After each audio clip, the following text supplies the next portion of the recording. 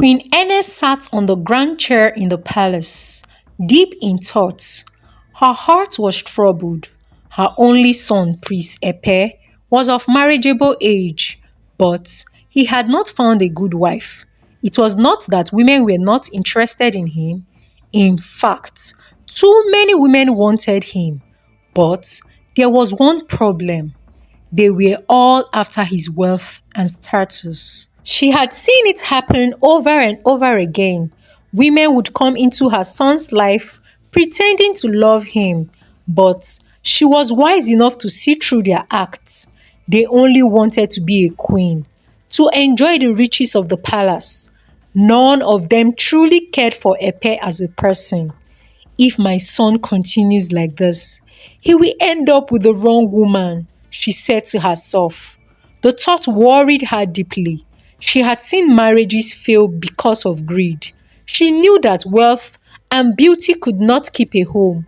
Only true love and kindness could.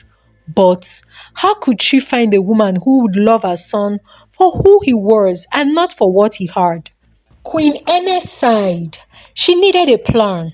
But first, she had to watch and see if Epe had learned anything from his past mistakes. As the days passed, Queen Ene watched Ebo closely.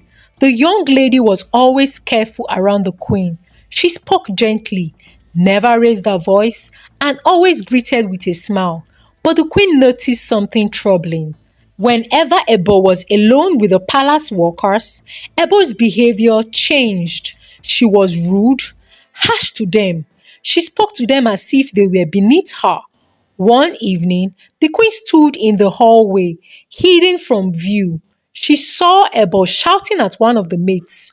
"How dare you spill water on my dress? Do you know how expensive this is? You are such a useless person," she screamed.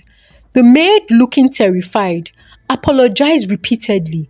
Ebo hissed and walked away. Queen Ene sighed. She had seen enough. She knew that Ebo was not the right woman for her son. A kind person is kind to everyone, not just to those in power. One afternoon, Ape's grandmother came to visit at the palace. She was an old woman with a kind heart. Ebo was sitting in the palace when the old woman arrived. The queen and Ape stood up to welcome her, but Ebo remained seated. She barely looked at the old woman. "Who is this old woman?" she whispered to Ape. Ape's eyes widened. "She's my grandmother," he replied. Ebo scoffed. "Why do you have to stand up for her?" "She's just an old woman," she muttered. Unfortunately for her, Queen Ene had heard everything. She remained silent, but she was deeply disappointed. Later that evening, the queen called Ape to her chambers. "My son, do you think Ebo is the right woman for you?" she asked gently. Ape hesitated. He liked Ebo, but something felt wrong. He had seen the way she treated the workers, and now she had insulted his grandmother. His heart was heavy. "I am not sure anymore, mother," he admitted. Queen Ene nodded. "Then you must let her go," she said firmly. Ape sighed.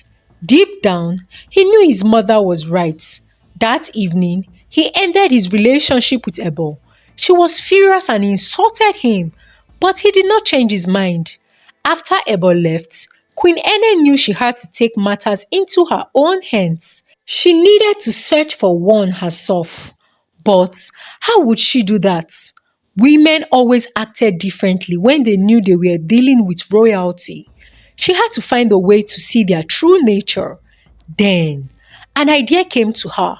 She would disguise herself as a poor beggar and leave the palace. If she went far away from her wealth and status, she would be able to see who truly had a kind heart. She spoke to her husband, King Alechenu. He stood against her idea. At first, he is a young man. Allow him make his mistakes and learn from them. Someday, he's going to be a king. I know, my king, but let me at least try. And if it doesn't work out, then we'll allow him make his choice from the numerous ladies flocking around him because of his wealth. And so, after much persuasion, her husband the king allowed her, giving his blessings. That night, she packed a small bag and dressed in old, tattered clothes. She covered her face with a scarf and left the palace quietly. Queen Ene boarded a bus that night, going to a land where no one knew her identity. The air in the bus was stuffy, but she managed to hold her breath while she counted in her mind, hoping to get to her destination safely. The following morning, Ernest sat by the roadside of Bulutu town, hoping to find a kind person. But hours after hours passed, and no one even looked at her. People walked past her, pretending not to see her. Some even whispered about how she looked tattered and unkempt. Queen Ene sighed. It was going to be harder than she thought. But she was determined. She was not giving up. She had to find a woman worthy of her son. And so she remained by the roadside, waiting for her fate to unfold. Ernest sat by the roadside for days, waiting and watching. The sun was hot in the afternoon, and the nights were cold, but she remained patient. She had begged for food, but the people only glanced at her with pity and walked away. Some even hissed at her, telling her to move away from their shops. Still, she did not lose hope. One afternoon, after a heavy rain, she sat near a large pothole filled with muddy water. She was weak and tired when suddenly a black cat sped past her, splashing dirty water all over her. She gasped in shock, her clothes now covered in mud. The cat stopped a few meters away, and she heard voices arguing inside. A young lady quickly stepped out and ran towards her. "I am so sorry, Mama. Are you all right?" the young lady said, looking at her with concern. Ene looked up at her. She was beautifully dressed, but very simple. She could see the sincerity in her eyes. The car door opened again, and a young man stepped out, looking annoyed. "Please, what are you doing? We are late. Let's go," he said angrily. Peace turned to him. "Peter, we just splashed water on her. We need to at least help her clean up." Peter scoffed. "She's just a nobody. We have an important event to attend. Get in the car," he ordered. Peace hesitated, then turned back to Ene. I am sorry, Mama. I will come back tomorrow," she said softly, before getting into the car. Ene watched them drive away, her heart touched by the young lady's kindness. The next morning, Ene sat at the same spot, wondering if the young lady would return. Many people had promised to help her in the past, but never came back. To her surprise, around midday, a car pulled up beside her. It was Peace. She stepped out carrying a food pack and a bottle of water. Good afternoon, Mama. I brought you some food," Peace said with a smile. Ene's heart warmed. She took the food with a shaky hands. "Thank you, my daughter. May God bless you," she said. Peace sat beside her on the pavement. "Where are your children? Don't you have a family to take care of you?" Peace asked curiously. Ene sighed. I had a family, but things changed. Now, I have no home," she lied, keeping her real identity a secret. Peace thought for a while, then spoke. "I have a small boys' quarter behind my house. You can stay there. In return, you can help me sweep the compound, and I will pay you monthly," she offered. Ene's eyes widened. She never expected such kindness. "Are you sure, my daughter?" she asked. Peace nodded. "Yes, Mama. I don't think anyone should suffer on the streets." Ene smiled and followed Peace to her car. For the first time in a long while, she felt hopeful. When they arrived at Peace's house, Ene looked around. It was a simple but beautiful home. She saw flowers planted along the walkway and a clean compound. "You can stay here, Mama," Peace said, leading her to a small but neat room behind the main house. It had a bed, a small table, and a chair. Ene sat down, feeling grateful. Thank you, my daughter. You have a kind heart, she said. A few days later, Peter came to visit Peace. He walked into the compound and noticed Ene sweeping. He frowned. Who is that? He asked. She is the woman we splashed water on the other day. I brought her here to help her, Peace explained. Peter's face darkened. Are you serious? Peace. You brought a dirty beggar to live in your house? What will people say? He snapped. Peace frowned. She's not just a beggar, Peter. She's a human being who needed help. Peter shook his head angrily. You are too soft-hearted. You are going to be my wife, and you have to obey me. If you don't send her away, I will leave you and end this relationship. Ene heard everything from inside her room. She clenched her fists. She had seen men like Peter before. Proud, controlling, and selfish. She had to find a way to open Peace's eyes. That evening, Peter came again, still angry. So, that stinky woman is still here, right? So you have the guts to disobey me, he fired at Peace. Peace tried to explain, but he wasn't listening. He suddenly raised his hands and slapped her. Ene, who had been resting, heard the noise and sat up. Peace held her cheek in shock. She had been hit before by him, but he had apologized and promised never to hit her again. But now, tears filled her eyes. Peter pointed at her. If you keep that woman here, I will never marry you, he shouted and stormed out. That night, Peace cried herself to sleep. She was hurt, not just physically, but emotionally. She loved Peter so much. He was the only one who stayed with her for long and was willing to marry her. And now, she was scared of losing him. But he was hurting her. Ene, who had everything, stayed silent. She felt pity for Peace, but she knew this was not the right time to speak. That night, Ene lay on the bed, thinking this young woman had shown her true kindness, but something still troubled her. Peace's fiancé. He was arrogant, unkind and mean. Was this the man Peace wanted to marry? She thought to herself. The next morning, when Peace came out, Ene saw the bruises on her face. My daughter, what happened? Peace forced a smile. It's nothing, Mama. I fell down, she lied. Ene shook her head. My daughter, I have everything. A man who truly loves you will never raise his hands against you, she said softly. Peace sighed. She knew Ene was right, but she was afraid. She had always wanted a family, and Peter was the only man who had proposed marriage to her. Mama, I don't want to be alone forever, she admitted. Ene touched her hands. It is better to be alone than to be with a man who does not value you, she said. But Peace shook her head. Ene sighed. She could only hope that Peace would realize the truth before it was too late.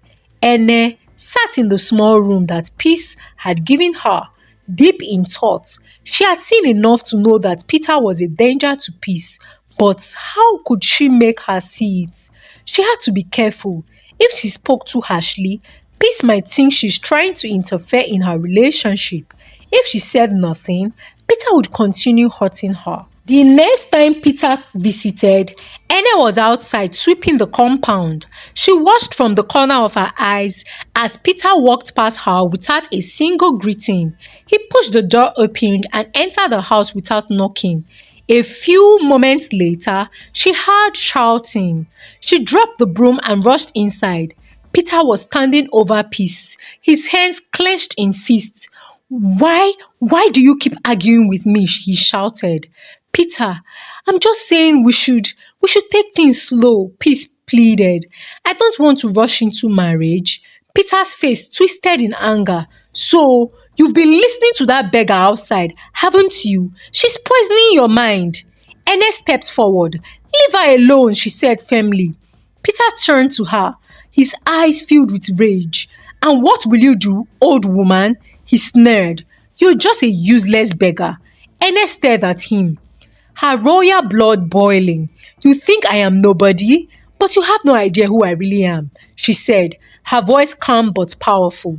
Peter laughed. You? Who are you? Some stupid, miserable beggar who is homeless?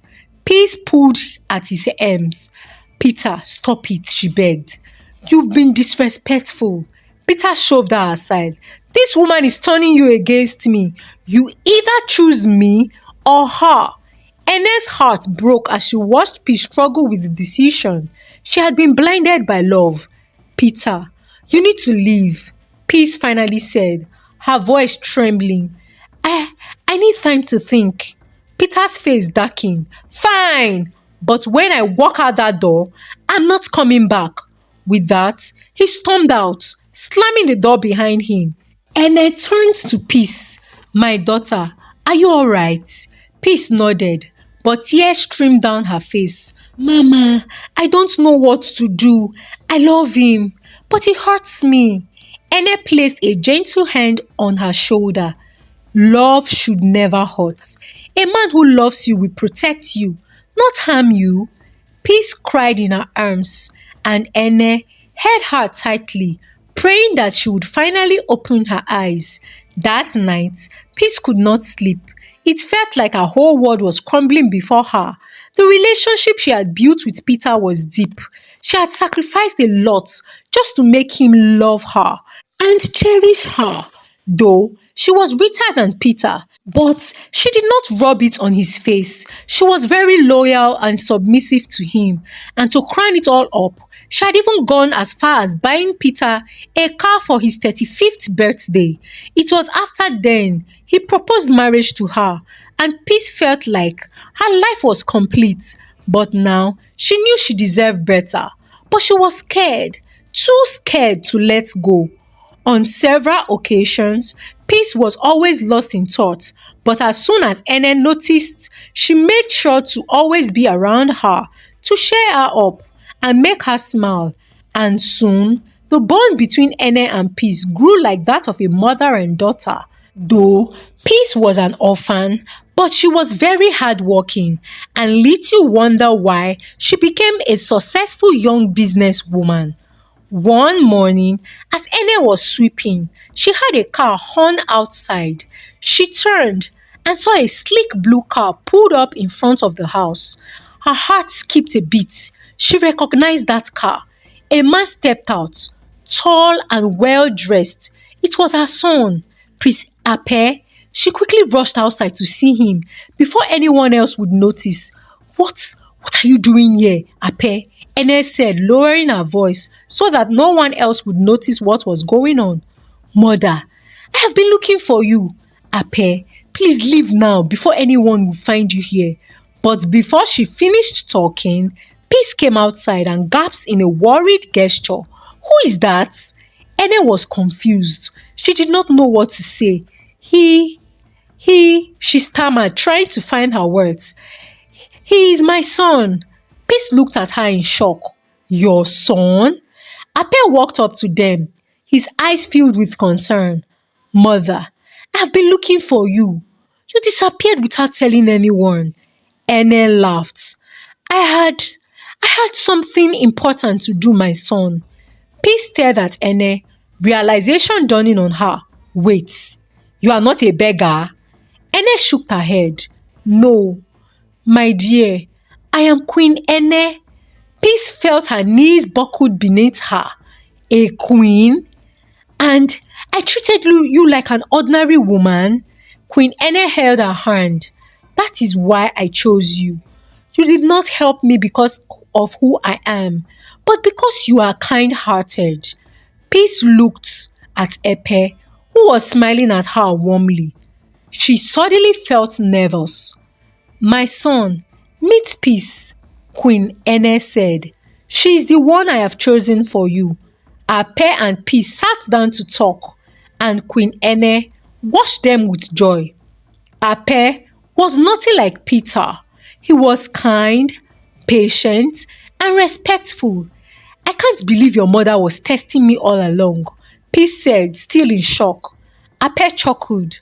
My mother is full of surprises. You don't know that woman. Over the next few weeks, Ape and Peace spent more time together. They went on walks, talked for hours, and truly got to know each other. One evening, Ape took Peace's hands.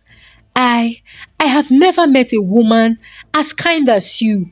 I know we just met, but I feel like I have known you forever, all my life. Peace blushed. I feel the same way too. Queen Ene watched from a distance, her heart full of joy. She had finally found the right woman for her son, though it was not an easy ride.